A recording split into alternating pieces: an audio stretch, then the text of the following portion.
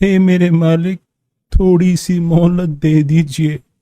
पैसा चाहिए मुझको, सिर्फ और सिर्फ पैसा। बताओ कब तक दोगे पैसा?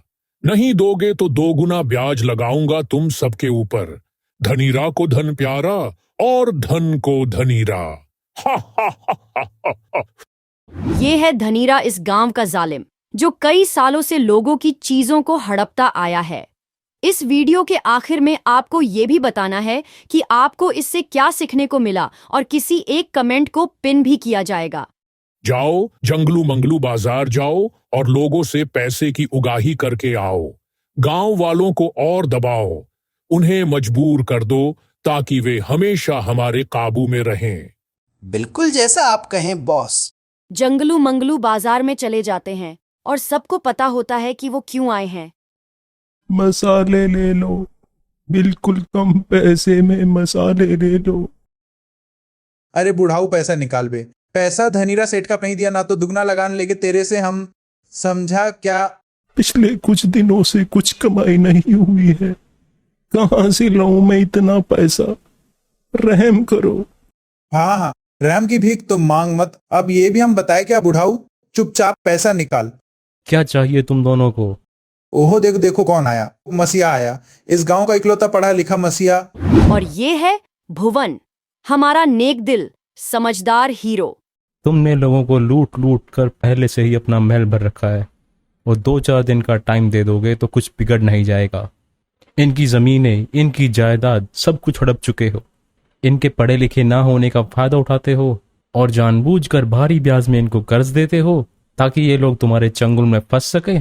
अब भी पेट नहीं भरा तुम्हारे मालिक का।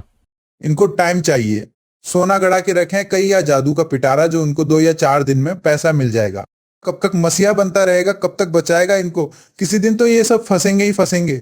और आज फंसने की बारी तेरी है बे। धनीरा मालिक बॉस के पास चल और इनको 2-4 दिन की छूट दे देंगे।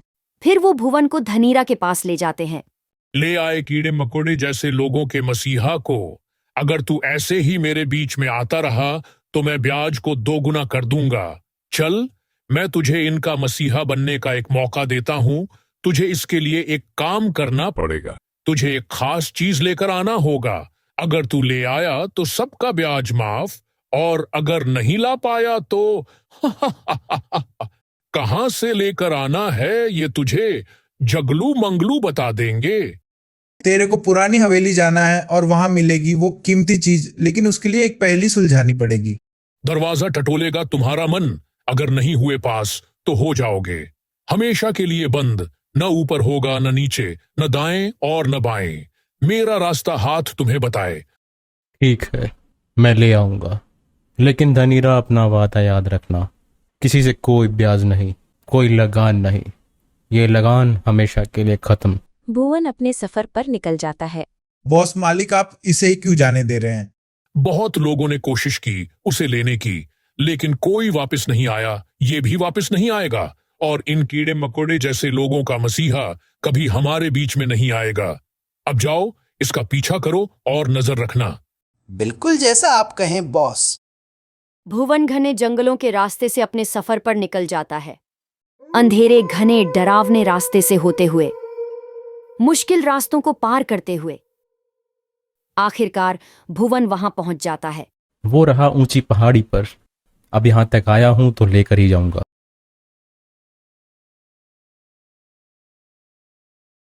आखिरकार मैं पहुंच गया। काफी डरावना और पुराना लग रहा है।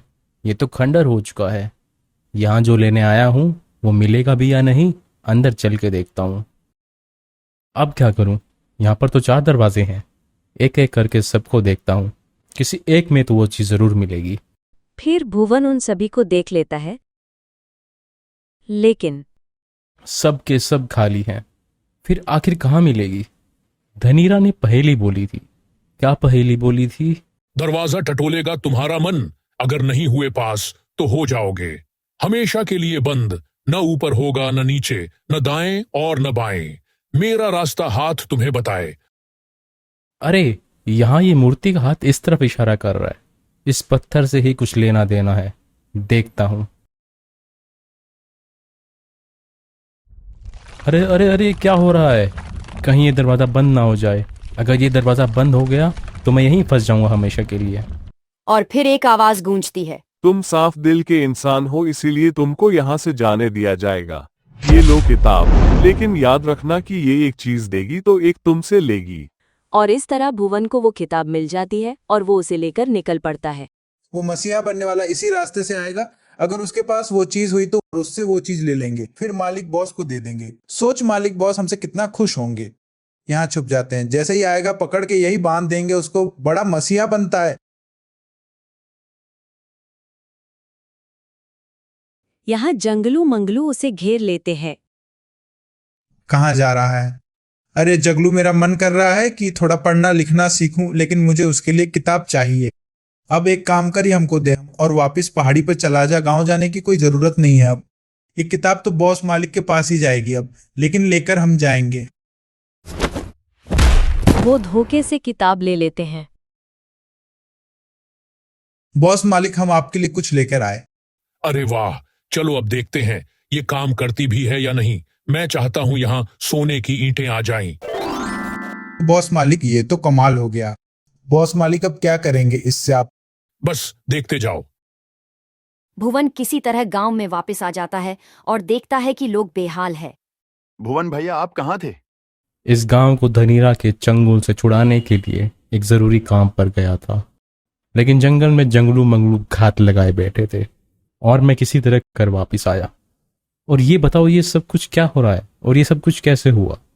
पता नहीं भुवन भैया, सबने धनीरा के कुएं से पानी भरा था और लगता है उसी पानी से ये सब हो रहा है।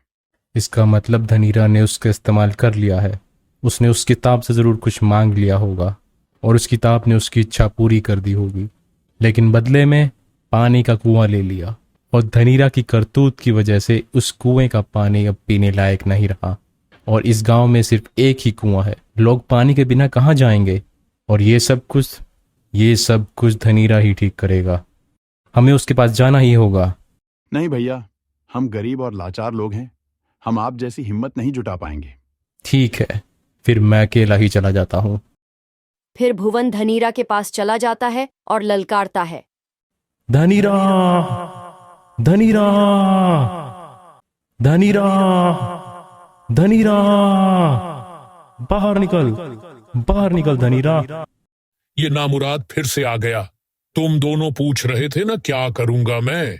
अब सबसे पहले इस किताब से इसको ही गायब कर दूंगा हमेशा के लिए। चलो। धनीरा, वो किताब वापस कर दे। मैं जानता हूं तुम लालची हो और तुम्हारे लालच की वजह से आज गांव वालों से पानी भी ले लिया गया, लेकिन अब और नहीं, बहुत हुआ। ये किताब मुझे दे दे धनीरा। अकेला छना क्या भाड़ तोड़ देगा। हा हा हा हा हा हा। जांगलू मंगलू, इसे गायब करने से पहले जरा इसकी सेवा पानी तो करो। भुवन भैया। फिर आवाज आती है और उस आवाज से पता चलता है कि सभी गांव वाले भुवन के लिए आ गए हैं। हम आ गए और हम आपका आखिर तक साथ देंगे, ऐसे 100 धनीरा आए तब भी। फिर शुरू होता है युद्ध।